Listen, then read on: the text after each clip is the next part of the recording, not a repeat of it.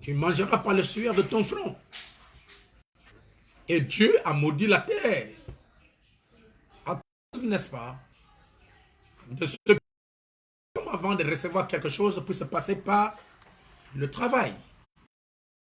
Avec votre mari, restez avec votre femme. Lorsque vous n'êtes pas marié, restez pire jusqu'à ce que Dieu vous accordera la grâce. En d'autres termes, vivez la sanctification. Pourquoi? Parce que ce péché du commencement, j'aimerais vous montrer combien ce péché du commencement était si mauvais. En d'autres termes, le rapport sexuel en dehors de mariage. La Bible nous dit, pardonnez le peuple, il a dit tout est accompli, il a pardonné.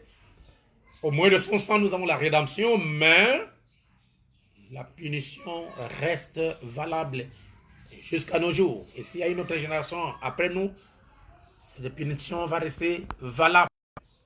Pourquoi? Parce que Ève avait perdu sa virginité en dehors du mariage. Et les conséquences, ce sont les douleurs avant d'accoucher.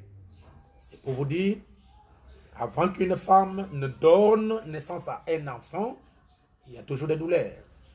C'est ce que le Seigneur Jésus-Christ a comparé cette douleur d'une femme pendant qu'elle donne la vie, douleur que Christ va subir avant de donner la vie éternelle aux gens, avant d'engendrer la douleur de l'Ebola, la douleur de la famine, la douleur des guerres pour ceux qui sont dans les pays où il y a des guerres, la douleur de bruit des armes pour ceux qui sont dans les nations où il y a des guerres. N'est-ce pas? Mais ne perdez jamais courage. Soyez persévérants. Parce que Jésus-Christ a dit ici en bas, c'est lui qui persévère. Alors que le païen qui ne connaît pas Dieu, il dit très bien.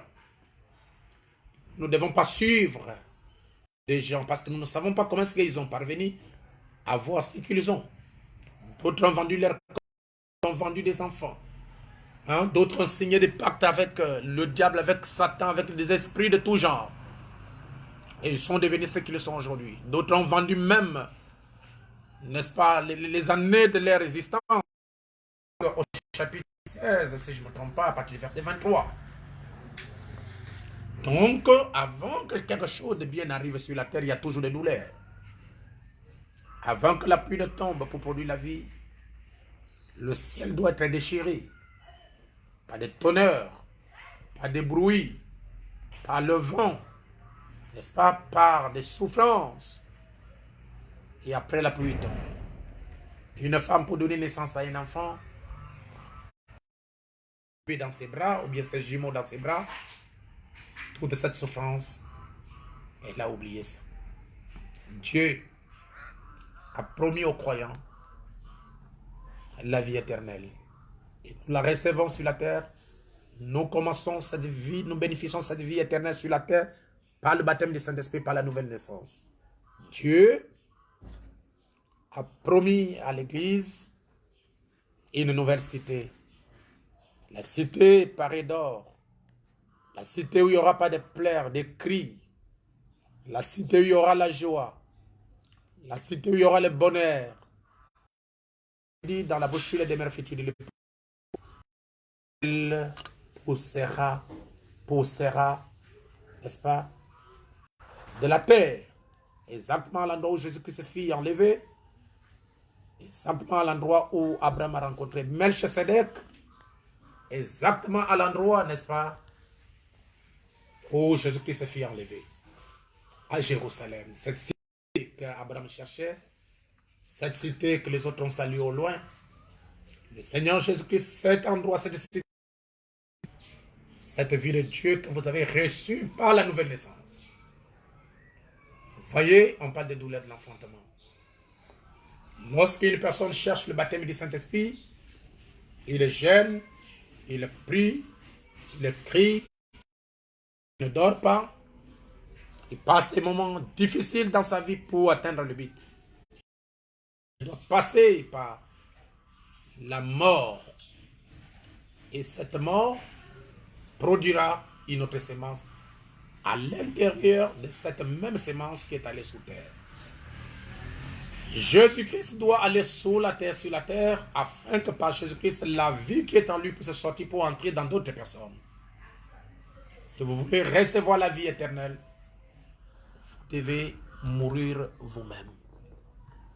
Mourir vous-même, voyez le jour. Et alors, il faut que l'ancien meure afin que le nouveau naisse. Pour avoir tout ce qui donne naissance, doit éprouver les douleurs de la détresse. Et ils allaient certainement ressentir la douleur de la détresse et de l'angoisse pour passer de la loi à la grâce. La naissance naturelle, normale, est le type de la naissance spirituelle. Tout ce qui est de ce qui est spirituel. Et nous constatons que si nous restons ici sur terre et que nous voyons un arbre qui pousse pour toujours, remarquez comme c'est parfait.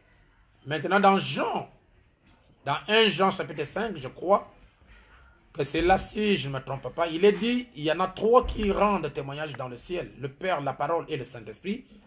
Ces 3-là sont un. Il y en a 3 qui rendent témoignage sur la terre. Ce sont l'eau, le sang et l'esprit, et ils sont d'accord. Maintenant, remarquez, les 3 premiers sont un, et les 3 derniers sont ou quoi que ce soit, éprouvent les douleurs de l'enfantement. La première chose qui arrive, c'est la sortie de l'eau. La deuxième chose, c'est le sang. Puis vient la vie, l'eau, le sang, l'esprit, et c'est ce qui constitue la naissance naturelle. Et c'est pareil dans le domaine spirituel. Il y a l'eau, la justification par la foi, en croyant en Dieu, en le recevant comme votre sauveur personnel et en vous faisant baptiser. Deuxièmement, il y a la sanctification de l'esprit, alors que Dieu purifie, produire des fruits sur la terre, elle est née. Comme dit le poète, dans les champs du tonnerre, dans les cieux effilochés et déchiquetés. Par contre, si nous n'avions pas de tonnerre et les cieux effilochés et déchiquetés, cette petite goutte de pluie distillée qui a été élevée des mers et séparée de sel par la distillation, elle ne naîtra pas. Il faut ces éclairs, ces tonnerres, ces grondements, quelque chose qui est effiloché, déchiqueté. Aujourd'hui, cette écriture est accomplie. Précision 65, paragraphe 28 à Jeffersonville. Le prophète messager dit, j'ai dit, aujourd'hui cette écriture est accomplie, Précision 65, paragraphe 28. J'aimerais que nous puissions lire avec vous le paragraphe, frapper le monde. Lors de la Première Guerre mondiale, le monde a eu une douleur terrible parce qu'on avait des gaz toxiques et autres qui pouvaient presque le détruire. Et lors de la Deuxième Guerre mondiale, on a subi une autre douleur plus pénible. On avait des bombes de très gros calibre et la bombe atomique aussi. Il ne peut plus supporter une autre douleur de l'enfantement. Avec ces missiles et autres choses aujourd'hui, une guerre de plus va le propulser dans l'espace car il va être va de 40 en 45, 5 ans, mais la Troisième Guerre mondiale, d'après le messager, va durer que 3 minutes. Parce que cette guerre va balayer toute la terre, il y aura de nouvelles terres et de nouveaux cieux. C'est pourquoi, chers frères et sœurs, puisque la Bible ne peut pas mentir, chacun avait les coupes, avec les fléaux dans ses mains. Mais la Bible dit, puis un des 7 anges qui tenait les 7 coupes remplies de 7 derniers fléaux, les 7 derniers fléaux qui contenaient, donc dans ces coupes, il y avait des fléaux, les coupes comme une cave qui descendait du ciel d'auprès de Dieu, ayant la gloire de Dieu. Son éclat était semblable à celui d'une pierre très précieuse, d'une pierre de jaspe transparente comme du cristal. Une grande et haute muraille, 12 portes, et sur les 12 portes, 12 anges, et des noms écrits, c'est des 12 tribus d'Israël. Refuser l'adoration n'est pas un ange comme elle et tous les autres. Ange-là, c'était un messager, un prophète. Question-réponse numéro 4, page 164. Paragraphe 50. Ton compagnon de service, l'un des prophètes, adore Dieu. Ce n'était pas Jésus qui avait refusé cela, c'était le prophète qui avait refusé d'être adoré. Et aucun prophète n'accepterait d'être adoré. Aucun prophète n'accepterait qu'on puisse l'adorer. Et nous vous demandons, à vous qui adorez, n'est-ce pas, les prophètes qui adorez les gens, qui adorez le messager de l'âge, de changer votre lieu d'adoration. Le lieu d'adoration, c'est en Jésus-Christ. Prenez 1 Jean, chapitre 1 Jean, et le reste, lisez-le, observez-en la nature. Oui, observez la nature de ceci. L'Apocalypse, bien sûr. Jean était un écrivain et un apôtre. Et lui-ci, c'est l'esprit d'un prophète. Vous êtes en train de chercher dans la prière, dans les consécrations. Vous endurez les genoux sont devenus noirs. Vous avez maigri à cause des jeûnes, à cause de prières. Vous ne perdrez rien. L'Éternel va vous révéler. C'est pour vous dire que nous ne devons pas nous lasser de nous consacrer de génération pour la nation que le Seigneur nous a donnée. C'est notre héritage, c'est notre pays. Nous ne devons pas être contents de voir les gens souffrir, les gens mourir.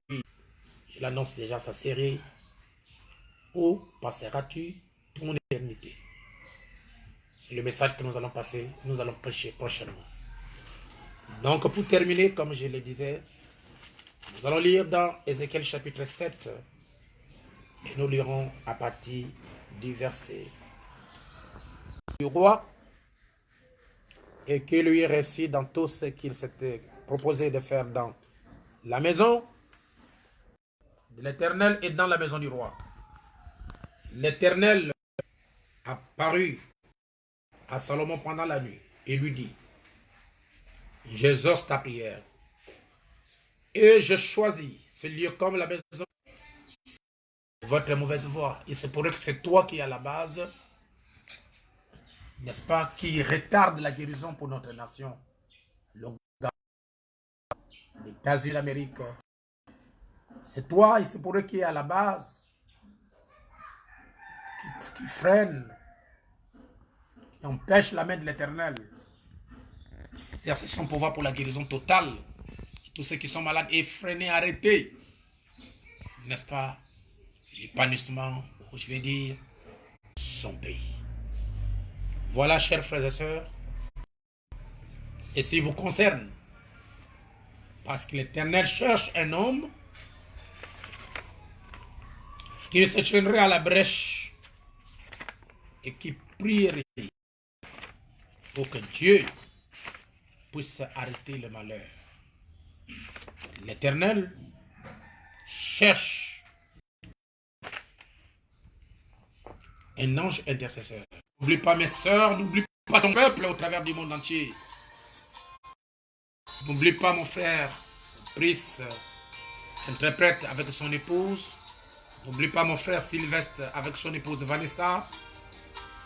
N'oublie pas, Seigneur Jésus-Christ, mon frère Ruffin et son épouse et sa famille. N'oublie pas Harley et son épouse. N'oublie pas, Seigneur Dieu Tout-Puissant. Oh, Jésus-Christ le diacre, Yvon et sa famille, Seigneur. N'oublie pas mon épouse et mes enfants. N'oublie pas tous les serviteurs de Dieu du plein évangile. Pasteur Yves, Johnny à l'école. Seigneur, ne les oublie pas. Ils sont mes enfants, Seigneur, je prie pour eux. Les frères de Bébican, ne les oublie pas. Ceux qui sont personnes pour gentils, ne les oublie pas.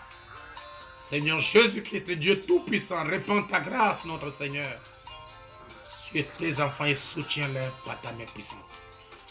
Au travers du monde, ceux qui me suivent à l'internet en France et dans le monde entier, aux États-Unis, que ta grâce, notre Seigneur Jésus-Christ, tombe sur eux maintenant et qu'ils soient protégés par l'efficacité de ma prière dans le tout-puissant nom du Seigneur Jésus-Christ. N'oublie pas tous les saints de Christ, le Dieu Tout-Puissant, guéris nos pays, Seigneur, guéris nos nations, guéris nos frères, guéris nos sœurs, Seigneur Dieu. Père divin, notre Dieu, n'oublie pas Jérusalem. N'oublie de citer le nom ici. Et prends ta grâce sur le fait matin, ainsi que Dieu Tout-Puissant, son épouse, ne les oublie pas. Oh Dieu, Esther, ma épouse, mes enfants, même le frère qui est venu dans l'émission ici, n'oublie pas le pasteur Barouk, toute sa famille, tous les membres de BKT Bernacle, ne les oublie pas. Mais la paix dans chacun soit notre protection et tous ceux qui travaillent à la maison soient Seigneur Jésus-Christ sous ta protection. Bénis Israël, les frères de Mona, de France Ligne, de Pont-Gentil.